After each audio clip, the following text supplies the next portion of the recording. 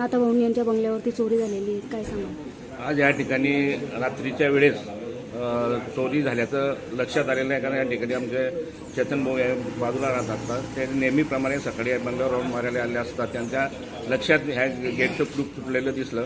त्यांनी संपर्क करून ह्या ठिकाणी आम्हाला बोलवण्यात आलं आणि ह्या ठिकाणी बोलवून खर्चाबाई संपर्क करून आणि ह्या ठिकाणी माहिती त्यांना कळवली. त्यांनाही माहिती मिळाली. आम्ही पोलीस ह्या ठिकाणी आल्यानंतर आम्हाला लक्षात आलं की या ठिकाणी नाथाभाऊंचे जे शिवसहाय्यक आहे गोपाळराव सरोदे यांच्या रूममध्ये सर्वात जास्त चोरी झाल्याचं आढळून येत आहे. तसंच साहेबांचा बेडरूम आहे, खडसे साहेबांचा. त्या बेडरूममधले बी काही 5-5 ग्रॅमच्या 4 अंगठ्या, काही रोख कॅश 35,000ची आहे, अशा या ठिकाणून चोरी झाल्याचं दिसत आहे. त्यामुळे या पोलीस प्रशासन आलं आहे आणि साहेबांच्या ज्या ज्या बेडरूम आहेत, अक्षराचं बेडरूम या ठिकाणी सर्व चेक केले जात आहे. यानंतर या ठिकाणी पोलीस प्रशासन त्यांची कारवाई करत आहे. आता बघू त्यात काय काय चोरी झालेली आहे. अंदाजे किती म्हणजे गेलेलं आहे तिथे? अंदाजे जवळपास 8.5 ते 9 तोडे सोनं या ठिकाणी चोरी झाल्याचं दिसतंय.